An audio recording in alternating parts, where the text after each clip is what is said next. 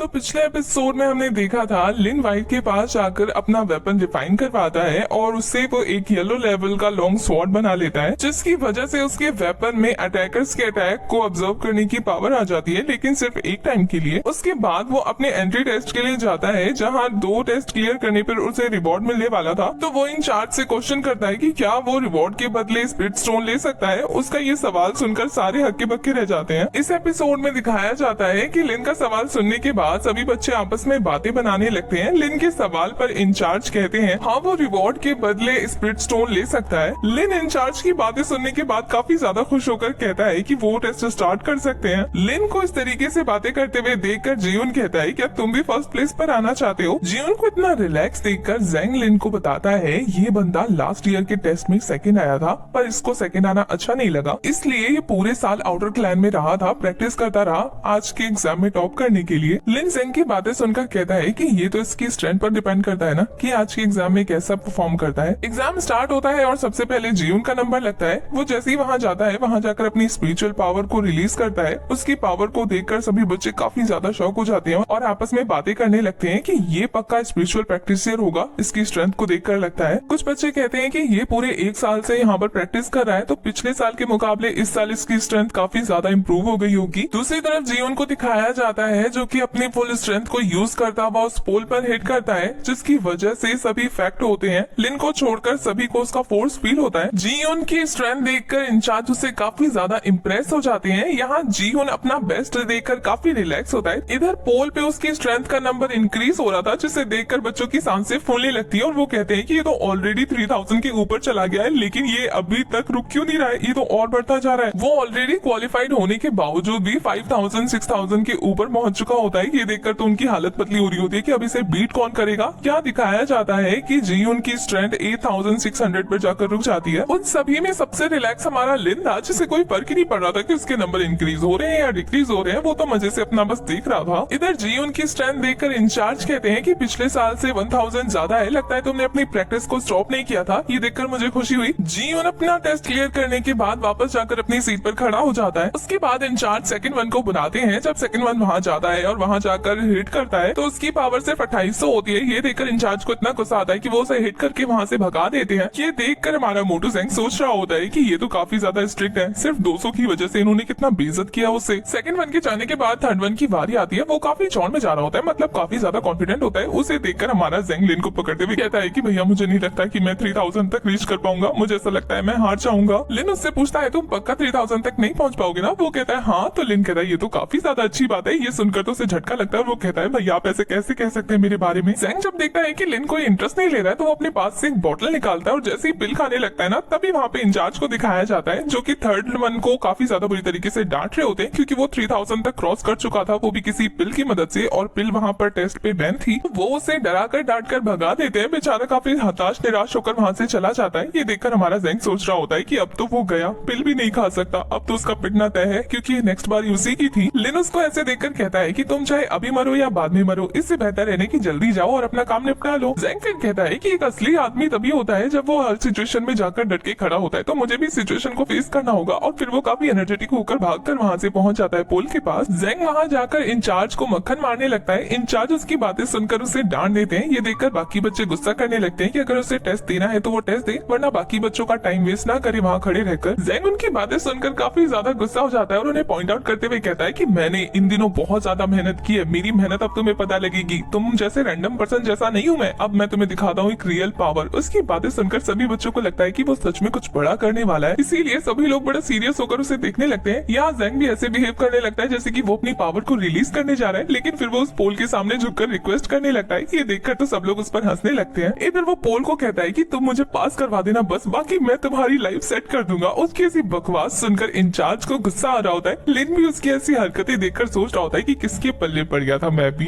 इधर ज़ेंग पोल को एटीट्यूड दिखाते हुए कहता है मुझसे बात नहीं करनी है ना, ठीक है मैं भी तुमसे बात नहीं करूंगा, देखो मैं कैसे तुम्हें मजा चखाता हूँ, इतनी जोर से मारूंगा ना। और फिर वो अपनी पावर को रिलीज करता हुआ काफी जोर से हिट करता है। उसके हिट करने की वजह से जो फोर्स निकलता है उसकी वजह से काफी बच्चे हवा में उछल जाते हैं। और फिर वो देखते हैं कि ज़ेंग की पावर 1500 क्रॉस कर चुकी है। ये देखकर वो लोग सोच रहे होते हैं कि अभी भी ऊपर जा रहा है, ये मोटू कहीं पास ना हो जाए। और यहाँ हमारा ज़ेंग रिक्वेस्ट करने लगता है अपने दादा से, अपने परदादा से कि वो पास हो जाए बस। तभी उसकी स्ट्रेंथ के नंबर काफी धीरे धीरे धीरे से इंक्रीज होने लगते हैं। ये देखकर सभी बच्चे कहते हैं मुझे तो नहीं लगता है कि ये पास हो पाएगा। इधर जेंग अपने परदादा, दादा और अपने पूर्वजों से रिक्वेस्ट कर रहा होता है कि बस बस उसे पास करा दे, बस थोड़ा सा नंबर और बढ़ा दे, और उसके ऐसे प्रेयर करने के चक्कर में उसका नंबर धीरे धीरे गिरते पड़ते 3001 तक पहुंच जाता है। जैसे ही जेंग को पता लगता है कि उसने 3000 नंबर क्रॉस कर दिया है, वो पास हो चुका है, तो खुशी के मारे नाचना स्टार्ट कर देता है। उसको इस तरीके से देखकर सारे बच्चे हक्के भक्के रह जाते हैं क्योंकि उन्हें उसकी हरकत काफी फनी लग रही होती है। यहाँ जेंग को इस तरीके से देखकर इंचार्ज कहते हैं कि जाओ अब अपनी सीट पे जाओ, बाकियों को आने दो। ये सुनकर वो वहाँ से मटकता हुआ कॉन्फिडेंट होकर जाने लगता है। तो बच्चे उसे कहते हैं तुम मोटू, ये काफी गलत बात है कि अपने वजन का फायदा उठाकर हमें डिसबैलेंस कर दिया था। मोटू उनकी बातें सुनकर काफी एटीट्यूड में कहता है अगर तुम्हारा मन कर रहा है तो तुम भी ऐसी बॉडी बना लो। वो अपनी सीट पर जाकर खड़ा होकर लिन को इशारा करता है, देखा भाई मैंने कर लिया। लिन उसकी हरकतें देखकर सोच रहा होता है कि आखिर ये पास कैसे हो गया। तभी लिन का ध्यान जाता है दूसरे बच्चों पर जो वैसे ही जेंग की तरह रिक्वेस्ट कर रहे होते हैं अपने दादा परदादा से। ये देखकर वो मुंह बनाने लगता है। बाकी सभी बच्चे जेंग की हरकतों को कॉपी कर रहे होते हैं। जैसे वो अपने दादा परदादा से रिक्वेस्ट कर रहा था, वैसे बाकी भी सभी अपने दादा परदादा से रिक्वेस्ट कर रहे होते हैं कि वो उन्हें बस पास करवा दे। इधर इंचार्ज का भी खून खोल रहा होता है। उनकी ऐसी बेतुकी हरकतें देखकर उनका तो मन कर रहा होता है कि इनका सर फोड़ दे, लेकिन फिर भी वो कुछ नहीं कहते, बस उन्हें भगा देते हैं। ये सब देखने के बाद लिन अपना सर पकड़ लेता है और कहता है इन सब की शुरुआत इस मोटू ने की थी। और फिर हमें कुछ देर बाद का सीन दिखाया जाता है जब सभी बच्चों ने अपने अपने टेस्ट दे चुके होते हैं। फिर इंचार्ज अनाउंसमेंट करते हैं लास्ट वन की। तभी हमारा लिन आगे बढ़ने लगता है। लिन को आगे बढ़ता हुआ देखकर जेंग उसे चीयर अप करने लगता है। लिन के फेस को देखकर लगता है कि वो आराम से कर लेगा। और इसी के साथ हमारा ये वाला एपिसोड हो जाता है खत्म।